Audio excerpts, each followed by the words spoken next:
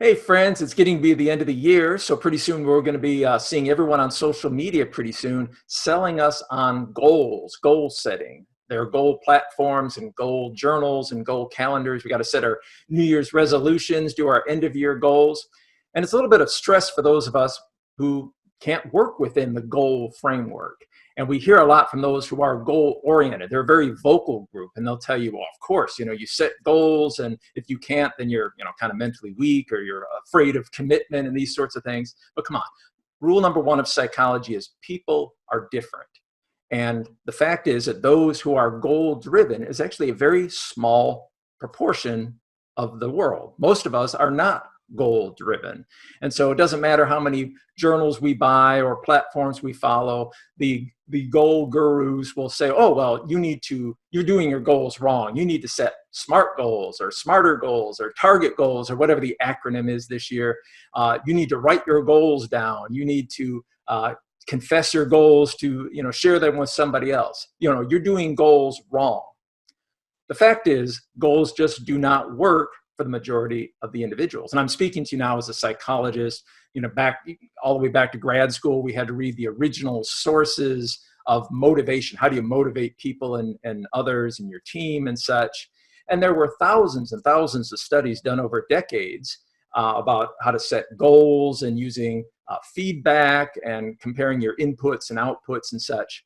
But even the goal setting researchers, the one who had committed their careers to saying that goals are important for motivation, finally admitted, I think it was somewhere in the early 1970s, that goals are not sufficient. So even the people who had committed their careers to setting goals said, yeah, goals, goals aren't enough. You need feedback and you need these other things. So when you see these ads for people saying, oh, you got to set goals, just let them know they're about 50 years behind in the research. There's a reason goals don't work for most of us. Now, if they do work for you, that's great.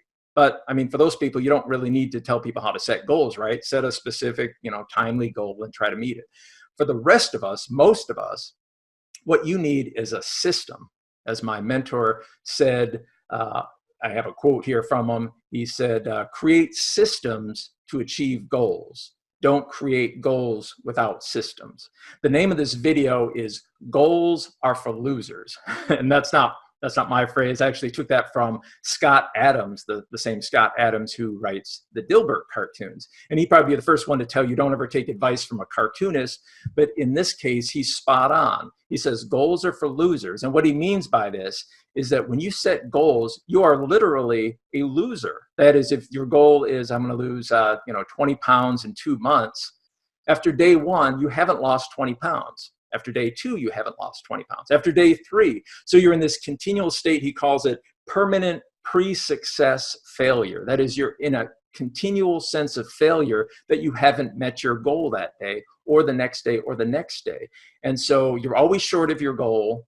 And this is a burden on a lot of people, not the goal-oriented folks, but for most of us, the normal people of the world, normal meaning the majority, it sets a burden and it drives some people out of the game because it's this continual burden of I haven't achieved my goal today. I haven't achieved my goal today. And then if you do, when and if you achieve your goal, then what?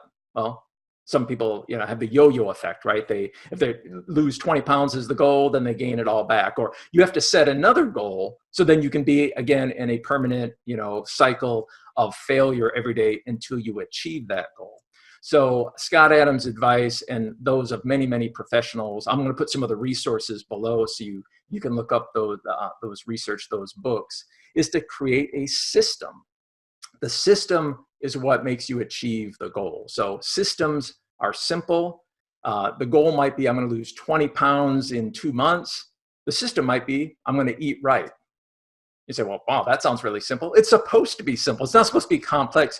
If you're sitting there with your goal journals, mapping out your daily goals and weekly goals and monthly goals and annual goals and career goals and goals for your relationships and goals for your money and goals for your spiritual life, and you're monitoring all this and filling out the check marks, really, you are spending way too much time on this process.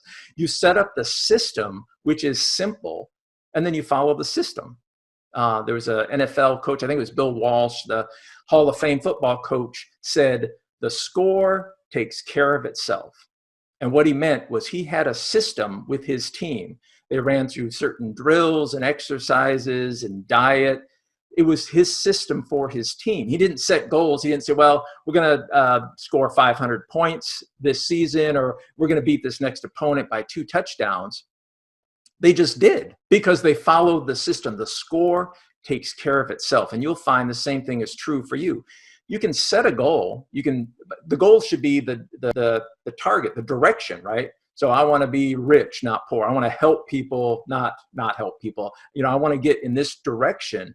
You set the system up to achieve that goal. So a system could be as simple as, when I drink my cup of coffee, I usually like to have a cookie and pie and sweet stuff with it, which isn't good. So the system is when I drink a cup of coffee, I drink it by itself.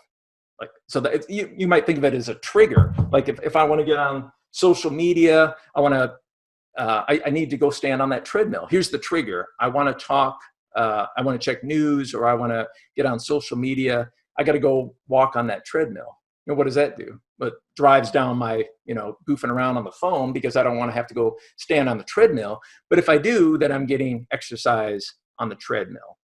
So eating right, you could even set up a personal dashboard. My mentor has a personal dashboard that has made his clients millions of dollars. His is very simple. His personal dashboard is, I will keep track of how many pages I write that day, how many people I connected with on LinkedIn, how many educational videos I watched. And then the next day he does the same thing. And again, he doesn't set a goal like I have to write so many words or I have to meet so many people, but he can monitor his system. He just keeps track of it. That's his system, is a personal dashboard. But you put the system in place and you'll find all these magical things will happen, including meeting your goals. The score takes care of itself. And I know that's not what you hear. You hear from the goal gurus saying, you got to set daily and weekly and monthly goals, and then you got to check this, and then you flip back through the journal and see if you've met these things. But wasn't it Gandalf who said, even the very wise cannot see all ends? That is, not what you hear from the goal folks. The goal folks would say, well, no, you set your goals. Like next month, I'm going to do this. And the month after that, I'm going to earn so much money. And then I'm going to take this trip. And then I'm going to save money. And they have it all mapped out. And it's highly unlikely that your path through life is going to be the journey that you're setting up for it. Even the very wise cannot see all ends. We don't have that godlike power to know where we're going through life. But if you set up good systems, whether it's eating right and exercising and putting triggers together, personal dashboards, you're doing all the right things each day. If you fail, temporary fail means you fell out of the system, you get back in. I picked up my phone, I didn't get on the treadmill. That's fine. Next time I look on Facebook, I'm going to get back on the treadmill. So you're not in a permanent sense of failure and this burden of, hey, I haven't reached my goal yet. Your goal will be met. The score will take care of itself. So that's my message for you. Love to hear your comments below, especially from those of you who are goal-oriented and say, I'm full of it. But my message is most of us are not goal-oriented. It's not that you haven't done it right. We all know how to set goals, timely, specific, challenging, attainable goals. We can write them down.